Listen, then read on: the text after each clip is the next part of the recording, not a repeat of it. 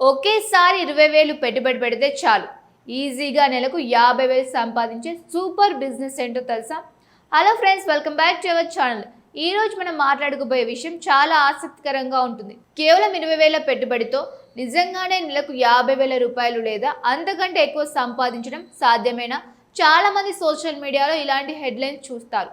కొందరు వెంటనే నమ్మేస్తారు, మరికొందరిది సాధ్యం కాదని అనుకుంటారు. అయితే అసలు నిజమేంటి? ఏ బిజినెస్ అయినా కష్టపడితేనే ఫలితం వస్తుంది.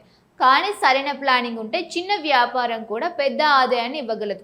ఈ వీడియో చివరి వరకు చూస్తే ఇడ్లీ బిజినెస్ ఎలా మొదలు పెట్టాలి, ఎంత పెట్టుబడి అవసరం, రోజుకు ఎంత అమ్మాలి, నిజంగా ఎంత లాభం వస్తుంది, ఎలాంటి తప్పులు చేయకూడదు, ఇంకా ఈ బిజినెస్ను ఎలా పెద్ద స్థాయికి తీసుకువెళ్ళాలి అనే విషయాన్ని పూర్తిగా తెలుసుకుంటారు. వీడియో చాలా ఉపయోగకరంగా అనిపిస్తే లైక్ చేయండి. మన ఛానల్కి కొత్త అయితే సబ్స్క్రైబ్ చేసుకొని బెల్ ఐకాన్ ప్రెస్ చేయడం మర్చిపోకండి. ఫ్రెండ్స్, ఈ రోజుల్లో ఉద్యోగాల కోసం వేలాది మంది యువత తిరుగుతూ ఉన్నారు. మంచి చదువు చదివినా ఉద్యోగం వస్తుందనే గ్యారంటీ లేదు. ఉద్యోగం వచ్చినా జీతం సరిపోవడం లేదు.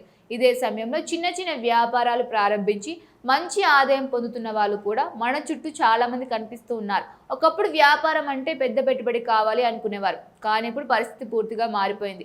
చిన్న పెట్టుబడితో పెట్టుబడి పెట్టి క్రమంగా పెద్ద స్థాయికి వెళ్ళే అవకాశాలు చాలా ఉన్నాయి. అలాంటి వాటిలో ఒకటి ఇడ్లీ బిజినెస్. ఇడ్లీ గురించి ప్రత్యేకంగా చెప్పాల్సిన అవసరం లేదు. దాదాపు ప్రతి ఇంట్లోనూ తినే ఆహారం. పిల్లల నుంచి పెద్దల వరకు అందరూ ఇష్టపడే బ్రేక్ఫాస్ట్. తక్కువ నూనె, సులభంగా జీర్ణం అవుతుంది, ఆరోగ్యానికి కూడా మంచిది. అందుకే ప్రతిరోజు దీనికి డిమాండ్ ఉంటుంది. ఇది ఒక ఫ్యాషన్ ఫుడ్ కాదు, ఒక సీజన్ ఫుడ్ కాదు. ఏడాది పొడవునా కొనేవాళ్ళు ఉంటారు. అందుకే చాలా మంది చిన్న వ్యాపారులు ఈ రంగాన్ని ఎంచుకుంటూ ఉన్నారు. అయితే ఇక్కడ ఒక విషయం గుర్తుంచుకోవాలి. ఇడ్లీలు అమ్ముతున్నారని మాత్రమే లాభం రాదు. కస్టమర్ మళ్ళీ మళ్ళీ రావాలి. ఒకసారి తిన్న వ్యక్తి తన కుటుంబాన్ని కూడా తీసుకురావాలి. అదే అసలు విషయం. అందుకే ఈ బిజినెస్లో రుచి అనేది పెట్టుబడి కంటే గొప్ప ఆస్తి. ఇప్పుడు చాలా మంది అడిగే మొదటి ప్రశ్న, ఎంత పెట్టుబడి అవసరం? నిజానికి మీరు ఏ స్థాయిలో మొదలు పెడుతున్నారన్నదే ముఖ్యం. ఇంటి ముందు చిన్న కౌంటర్ పెట్టినా ఒక స్థాయి, మొబైల్ ఫుడ్ కార్ట్ పెట్టినా మరో స్థాయి, చిన్న షాప్ తీసుకున్న మరో స్థాయి. ప్రారంభంలో గ్యాస్ స్టవ్, పెద్ద ఇడ్లీ కుక్కర్, స్టీల్ పాత్రలు, ప్లేట్లు, గ్లాసులు, టేబుల్, బండి లేదా చిన్న స్టాల్, వీటితో ప్రారంభించవచ్చు. మొదట్లో చాలా ఖరీదైన సామాగ్రి కొనాల్సిన అవసరం లేదు. వ్యాపారం పెరిగిన తర్వాత క్రమంగా అప్డేట్ చేసుకోవచ్చు. ఇప్పుడు లొకేషన్ గురించి మాట్లాడుకుందాం. చాలా మంది రుచి కంటే లొకేషన్ ముఖ్యం కాదనుకుంటారు, కానీ రెండు కూడా సమానంగా అవసరం. మీరు జనాలు తిరిగే ప్రాంతంలో ఉంటే మొదటిసారి కస్టమర్ వస్తాడు, కానీ రుచి బాగుంటే రెండోసారి వస్తాడు. కాబట్టి బస్ స్టాండ్ దగ్గర, రైల్వే స్టేషన్ దగ్గర, కాలేజీలు, హాస్టళ్ళు, ఆఫీసులు, హాస్పిటల్స్, పెద్ద అపార్ట్మెంట్లు ఉన్న ప్రాంతాలు, ఉదయం ఉద్యోగాలకు వెళ్ళేవారు ఎక్కువగా ఉండే ప్రాంతాలు మంచి ఎంపిక అవుతాయి. ఇప్పుడు ఇంకో ముఖ్యమైన విషయం, చాలామంది తక్కువ ఖర్చు కోసం నాణ్యత తగ్గిస్తారు. ఇదే అతిపెద్ద తప్పు. బియ్యం నాణ్యంగా ఉండాలి, మినప్పప్పు మంచి క్వాలిటీ కావాలి, శుభ్రమైన నీటిని మాత్రమే ఉపయోగించాలి, పిండిని సరైన సమయంలో పులియబెట్టాలి. ఇవన్నీ చిన్న విషయాలా అనిపించినా కస్టమర్కు తేడా వెంటనే తెలుస్తుంది. ఒకసారి నమ్మకం పోయిందంటే మళ్ళీ తిరిగి తీసుకురావడం చాలా కష్టం. ఇక్కడ ఒక చిన్న ప్రశ్న మీకోసం. మీరు ఒకే ప్రాంతంలో 2 ఇడ్లీ బండ్లు చూస్తే ఏది ఎంచుకుంటారు? ధర తక్కువగా ఉన్నదా, లేక శుభ్రంగా కనిపించే దుకాణమా? చాలా మంది రెండో దాన్నే ఎంచుకుంటారు. అందుకే శుభ్రత అనేది మీకు ఉచిత ప్రకటన లాంటిది. చాలా మంది లాభాల లెక్కలు మాత్రమే చూస్తారు, కానీ ఖర్చులు కూడా తెలుసుకోవాలి. ముడి సరుకులు, గ్యాస్, విద్యుత్, నీరు, పాత్రల శుభ్రత, ప్యాకింగ్ మెటీరియల్, రవాణా, అద్దె, సిబ్బంది జీతాలు, ఇవన్నీ కలిపి మీ అసలు ఖర్చు అవుతుంది. ప్రతిరోజు లెక్కలు రాయడం అలవాటు చేసుకుంటే వ్యాపారం మీద పూర్తి నియంత్రణ ఉంటుంది. ఇప్పుడు మార్కెటింగ్ గురించి మాట్లాడుకుందాం. గతంలో బోర్డు పెడితే చాలు, ఇప్పుడు సోషల్ మీడియా కూడా చాలా ముఖ్యమైనది. మీ దుకాణానికి ఒక పేరు పెట్టండి, చిన్న లోగో తయారు చేయండి, గూగుల్ మ్యాప్లో నమోదు చేయండి, వాట్సాప్ స్టేటస్లో ప్రతిరోజు మెనూ పెట్టండి, ఇన్స్టాగ్రామ్లో వేడివేడి ఇడ్లీలు తయారవుతున్న వీడియోలు పోస్ట్ చేయండి, మంచి ఫోటోలు తీసి షేర్ చేయండి. ఇవి కొత్త కస్టమర్లను ఆకర్షిస్తాయి. ఇంకో మంచి ఐడియా, ఉదయం ఆఫీసులకు పెద్ద మొత్తంలో టిఫిన్ సరఫరా చేయడం. చిన్న కంపెనీలు, షాపులు, బ్యాంకులు, స్కూల్స్ వీటితో మాట్లాడి రెగ్యులర్ ఆర్డర్లు తీసుకుంటే ప్రతిరోజు స్థిరమైన ఆదాయం వస్తుంది. ఒకసారి ఒప్పందం కుదిరితే మీ అమ్మకాలు ముందే నిర్ణయమవుతాయి.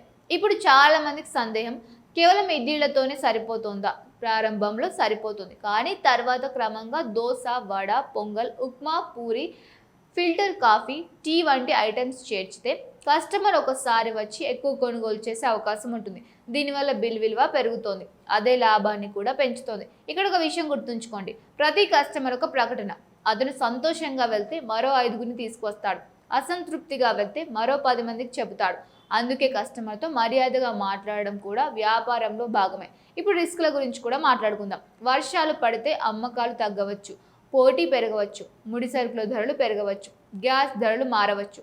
వీటికి ముందుగానే ప్రణాళిక సిద్ధం చేసుకోవాలి.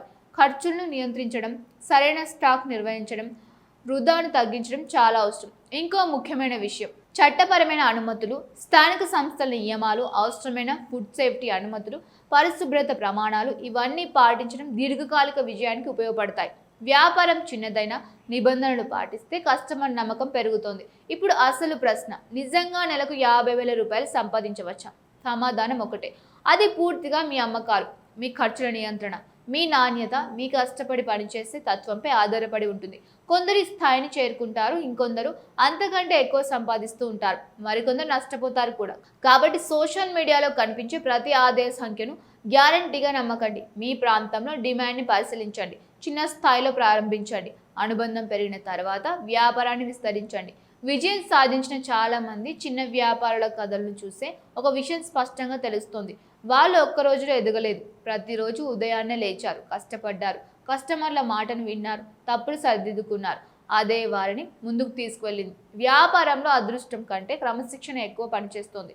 మీరు కూడా వ్యాపారం ప్రారంభించాలని అనుకుంటే ఈ రోజు ఒక నోట్బుక్ తీసుకొని ప్లాన్ రాయండి. పెట్టుబడి ఎంత, లొకేషన్ ఎక్కడ, రోజుకి ఎంత అమ్మాలి, ఎంత ఖర్చు అవుతుంది, ఎంత లాభం రావాలి, మొదటి 3 నెలల లక్ష్యం ఏమిటి, 6 నెలల తర్వాత ఏం చేయాలి, ఏడాది తర్వాత ఎలా విస్తరించాలి. ఇలా ముందుగానే ప్లాన్ చేసుకుంటే విజయం సాధించే అవకాశాలు ఉంటాయి.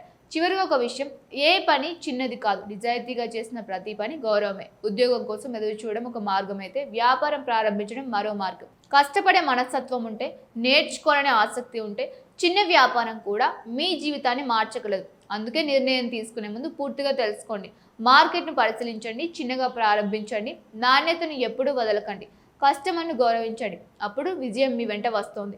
ఈ వీడియో మీకు నచ్చితే లైక్ చేయండి, మీ అభిప్రాయాన్ని కామెంట్లో తప్పకుండా తెలియజేయండి. మీ ఫ్రెండ్స్తో, ఫ్యామిలీతో వీడియోని షేర్ చేయండి. ఇలాంటి బిజినెస్ ఐడియాలు, స్టార్టప్ కథలు, పెట్టుబడి అవకాశాలు, డబ్బు సంపాదించే మార్గాలపై మరిన్ని విశ్లేషణాత్మక వీడియోల కోసం మా ఛానల్ వెంటనే సబ్స్క్రైబ్ చేయండి, బెల్ ఐకాన్ ప్రెస్ చేయండి. మళ్ళీ కలుద్దాం మరో ఇంట్రెస్టింగ్ వీడియోతో. అంతవరకు జాగ్రత్తగా ఉండండి. Thank you for watching.